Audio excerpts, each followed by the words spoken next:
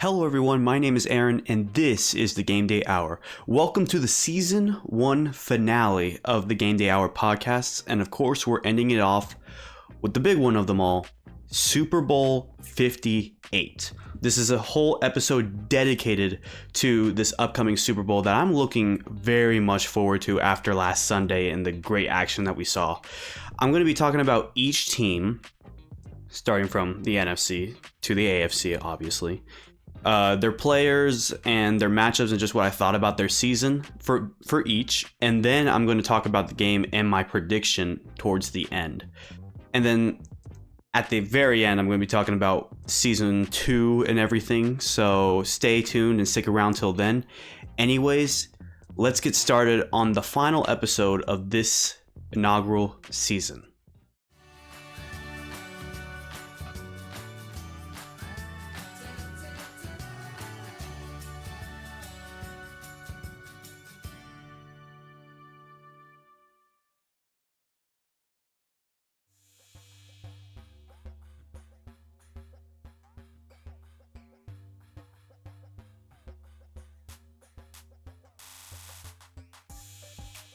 So I said we're starting with the NFC. The first team we're starting off with is the San Francisco 49ers.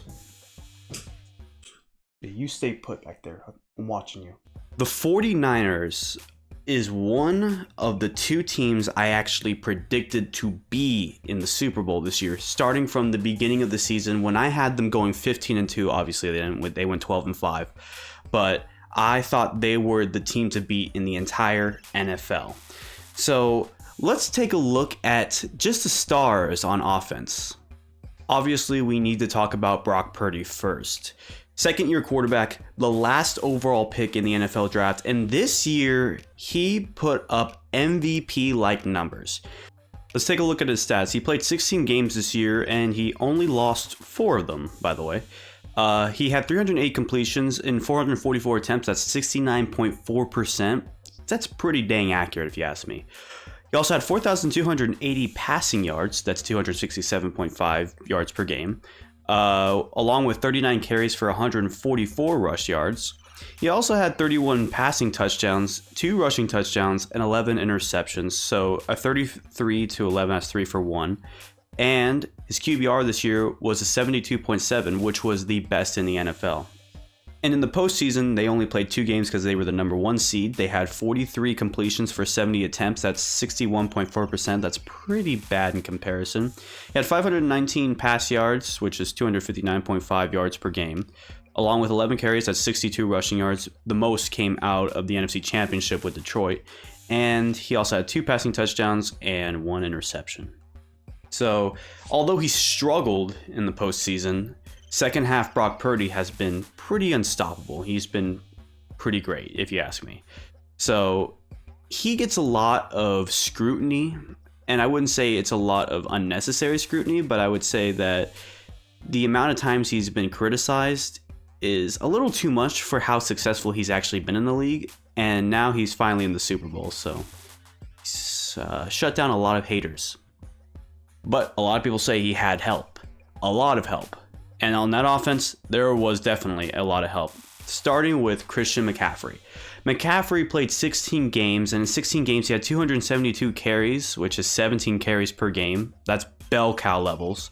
He had 1,459 rushing yards, 91.2 yards per game. That's the most in the NFL. He had 67 receptions, which is 4.2 receptions per game. 564 receiving yards, that's 35.3 yards per game. With 14 rushing touchdowns, 7 receiving touchdowns, and 3 fumbles. That reminds me a lot of Austin Eckler. And in the postseason, he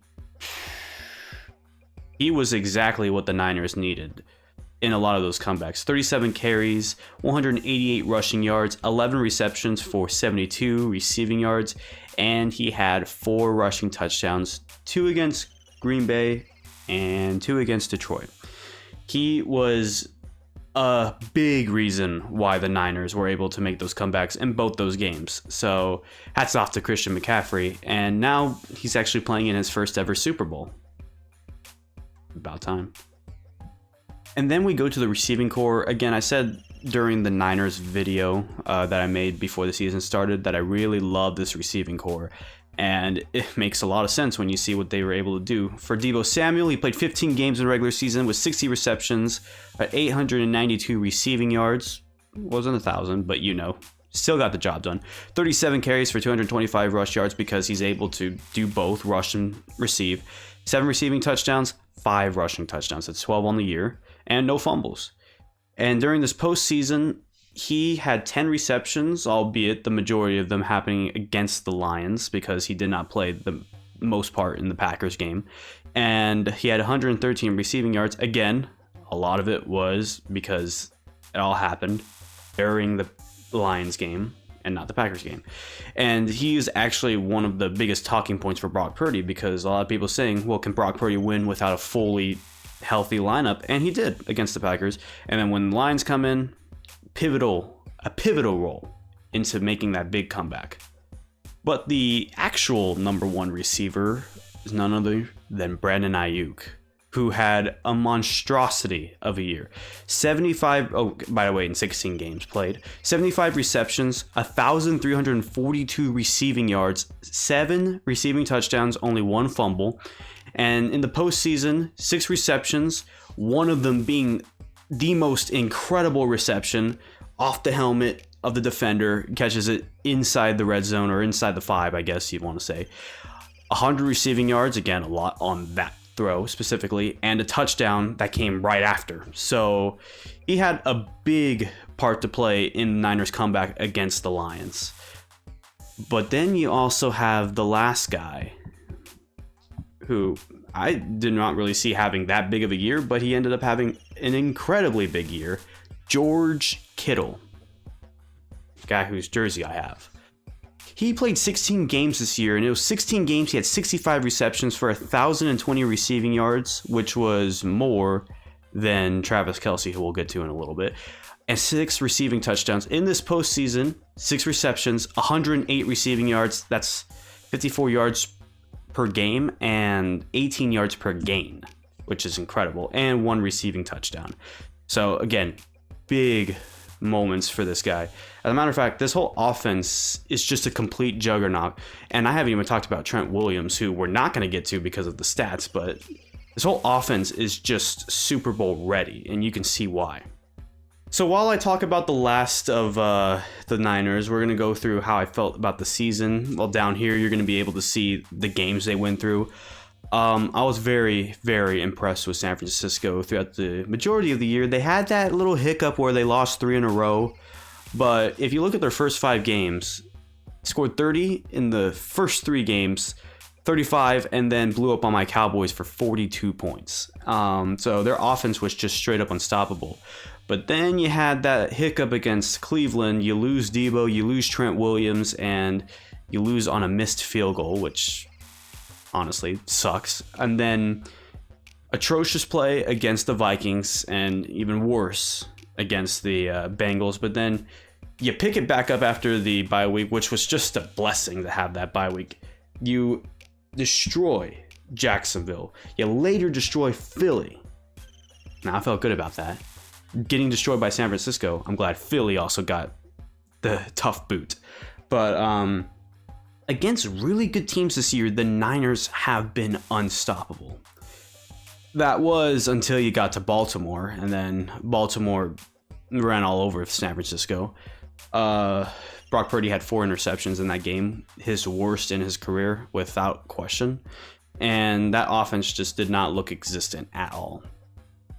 Tough. But then you finish off the year, you beat Washington, you lose to LA, then again, you didn't start anyone. And then you get to the postseason, and you're expected to play Tampa Bay, but of course the Cowboys blunder. So you have the Green Bay Packers. Jordan Love. Look, the Niners won that game, but the Packers outplayed San Francisco in that game. The Packers just had blunders at the end, 2 interceptions, and that giving up the touchdown in the last few minutes. Ultimately, it hurt the Packers, along with that missed field goal. Almost forgot. But you meet the Packers again, it's going to be scary business. Green Bay is going to be tough going in next year. And then, of course, their last game against Detroit, you're down 24-7. You get ran all over. And then in the second half, Detroit implodes on itself, going for it on fourth down, drop. You had your field goal, you scored a touchdown, fumble, touchdown, you're tied. And then another, just more and more drops. You get the field goal, it's 27-24. They go for it on fourth down when they should kick a field goal. Of course, people are going to debate me on that. And then you go down the field, score another touchdown, go up by 10. And Detroit, they get their touchdown on the fourth down. Finally worked out for them. And you guys escape on an onside kick.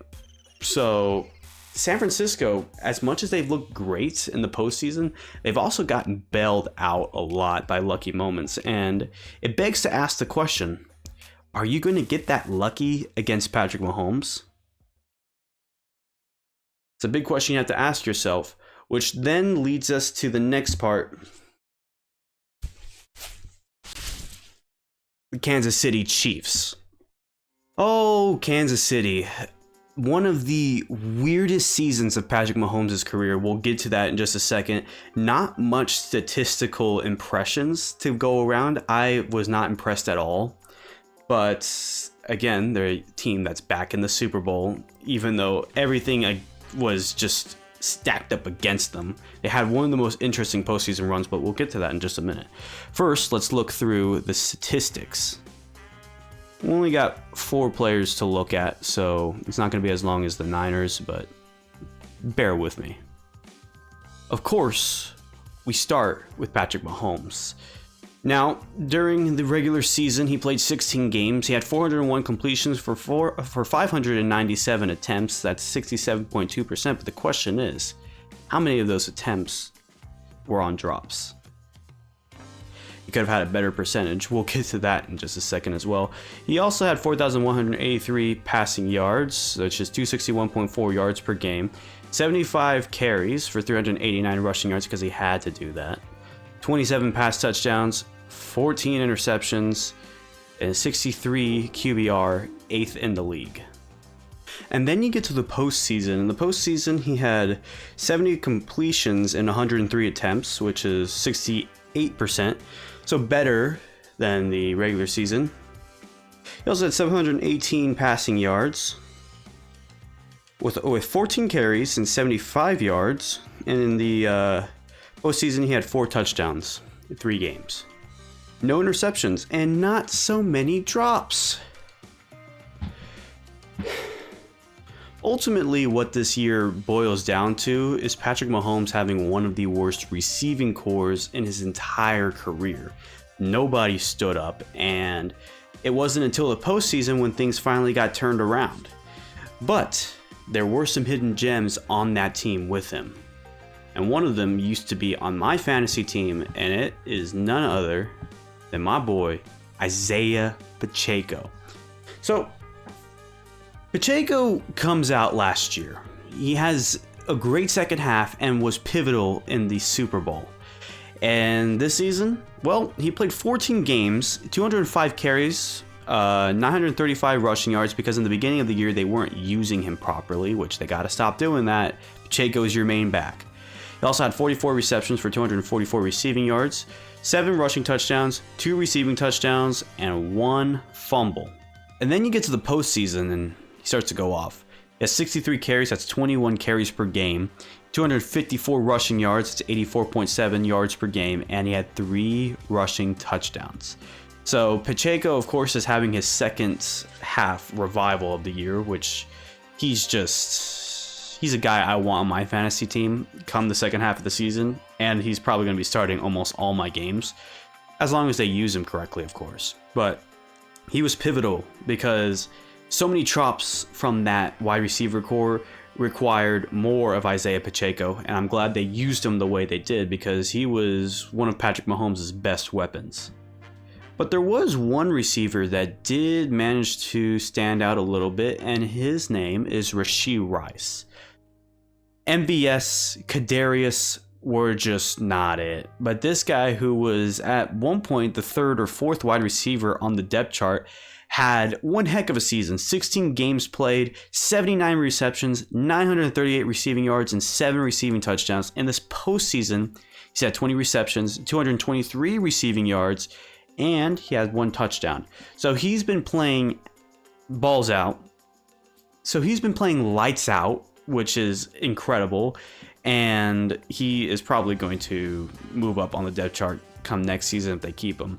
But if you ask me, I think the Chiefs still need to tackle the wide receiver core, whether they win or lose a Super Bowl at the end of the season. But there's nothing to tackle on this last one, and we all know who this is. The best tight end in football, Travis Kelce. Of course, he's going to have to be the biggest target throughout the year if this receiving core was as bad as it was. So what did he do? He had played in 15 games. In those 15 games, he had 93 receptions, 984 receiving yards, 5 receiving touchdowns. So if you ask me, this is a down year for Travis Kelce. But postseason stats, of course, 23 receptions, 262 receiving yards, and 3 receiving touchdowns. Of course, again, this guy comes around in the playoffs along with Patrick Mahomes. It's inevitability, if you ask me, about the Kansas City Chiefs as we begin to show their season. But throughout the year, obviously, this was another team who I said would go 15-2. So in all fairness, I said the Niners and the Chiefs would go 15-2. They didn't go there, but they were going to be the best records in each of their divisions. So this was actually my Super Bowl matchup going into this year. Now, of course, you get to the midway season, and I'm thinking, nah, there's no way this is a Super Bowl matchup. The Niners have a better shot than the Chiefs, but of course, the Chiefs come around in the postseason.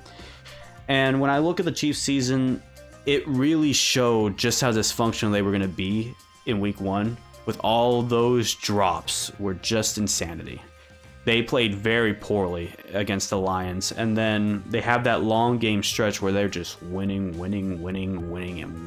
They're looking not so great doing it, but they're still winning. It was like the Eagles, but the Eagles were better at that time. And then you get to some of the other games that come on the list. The Denver Broncos, you get blown out. Of course, you lose to Philly on Monday night because MVS can't catch what would have been the game-winning throw. So you have that. You also have a loss to the Packers. That one was more because of the officiating, but then we get to the Bills one, and they're going to say, oh, it's because of the officiating. No, that's because Kadarius Toney stood offside on what would have been the most incredible play of the NFL season. So then you have that. You have a loss to the Raiders, and I'm trying to remember who's the other team you lost to. Did I say them all? I think I said them all. So we're going to leave it at that. You had 6 losses. You go 11-6 and finish as the 3rd seed. You begin your playoffs against Miami. Now, Miami looked great for the majority of the year despite playing against good teams and getting rocked. But you play in what was the 4th coldest game in NFL history with wind chills close to -27, so much to the point your head coach Andy Reid has an icicle beard. Water is freezing 2 seconds outside of coming out of the fridge. And what else did you have? Oh yeah, Patrick Mahomes' helmet breaking. But you come out of the game winning 26-7. And then your first ever road playoff game for Patrick Mahomes. You go to Buffalo. Everybody thinks Buffalo's going to win because Josh Allen, he's on a mission. Yeah, that mission got cut short because Patrick Mahomes is the Tom Brady of this era. And goes into Buffalo, wins 27-24. Sure, you had that missed field goal, but I'm pretty sure Mahomes would have gone down the field anyways and kicked his own game-winning field goal, or Harrison Butker, obviously. So Kansas City comes out of that, and then against an extremely powerful Ravens team, you hold them to 10 points and score 17. Game over.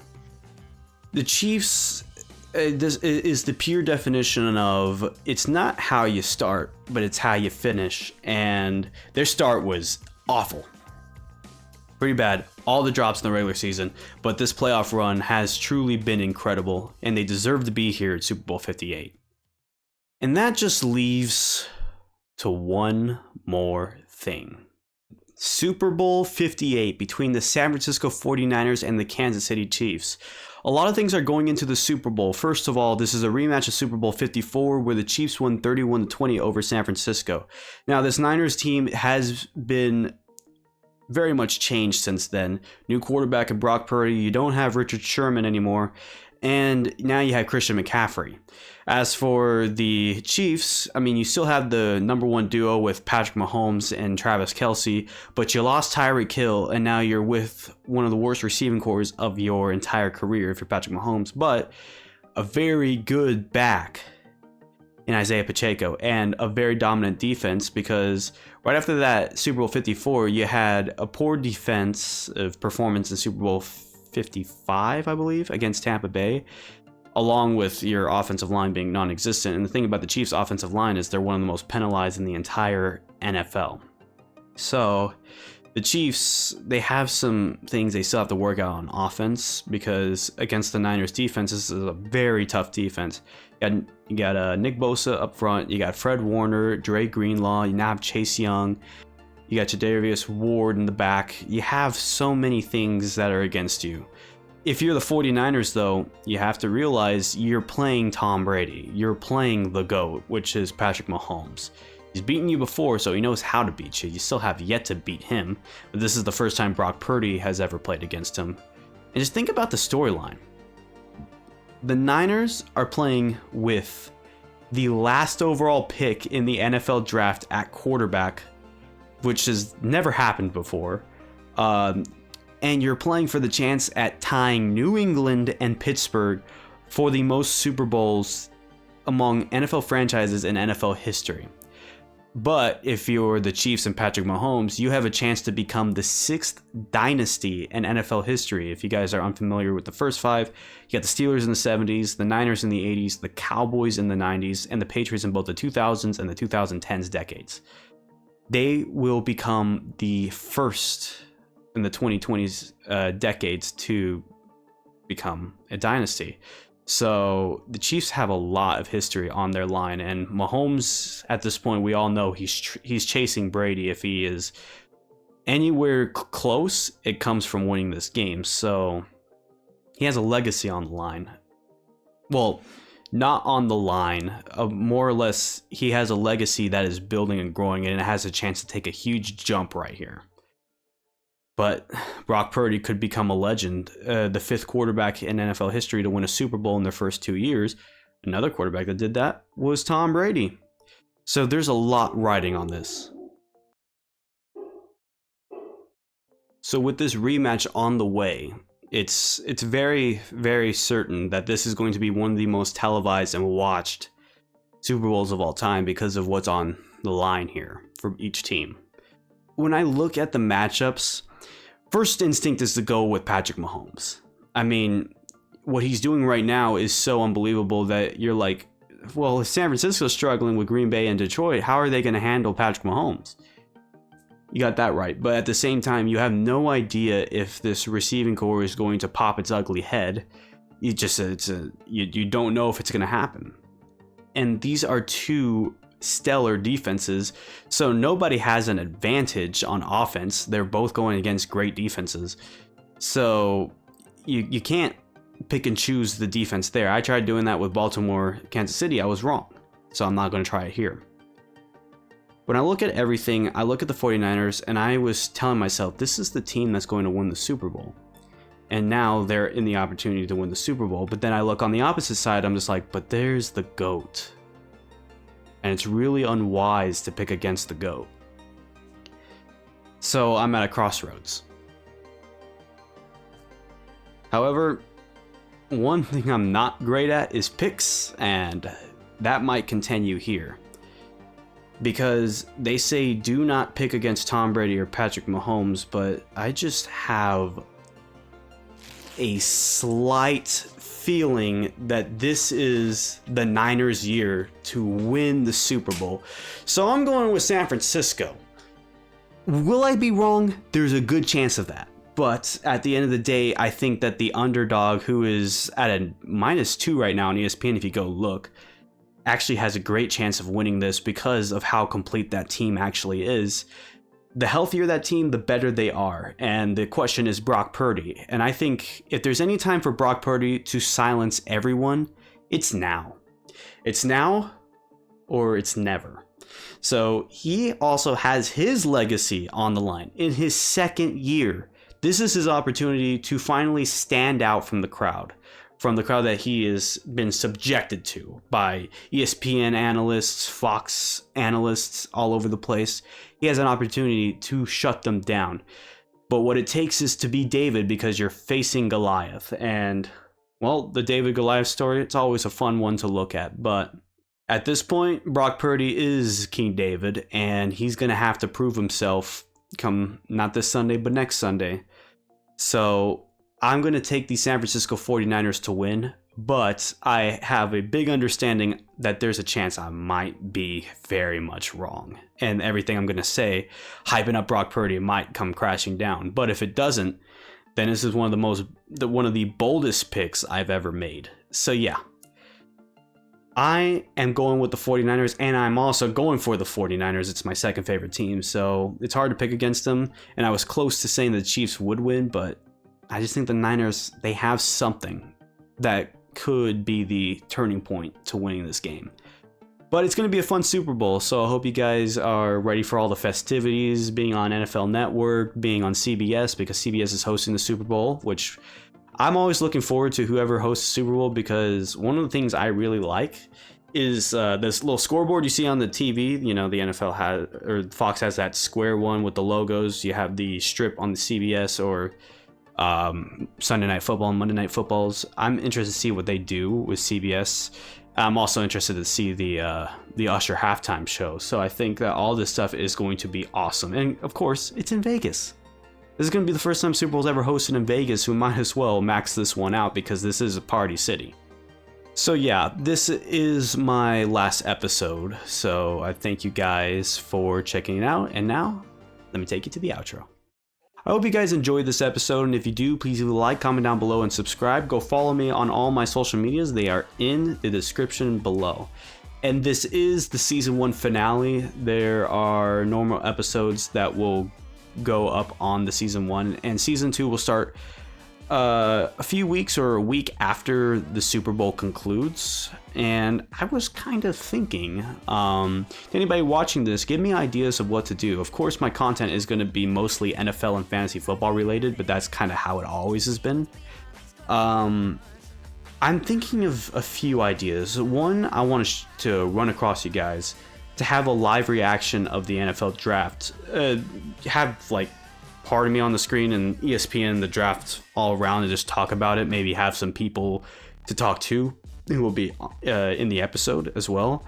I'm thinking of doing that. Obviously, I want to do some fun episodes. And after the NFL draft, of course, I'm looking forward to doing more fantasy off-season analysis. But yeah, I don't know exactly what I want to do, but I have a vision of what I'm more comfortable doing, and one of them is like have a review of this season and my fantasy team, which I didn't get to dive deep enough into, only the games, but actually the players. And yeah, we'll see how things go.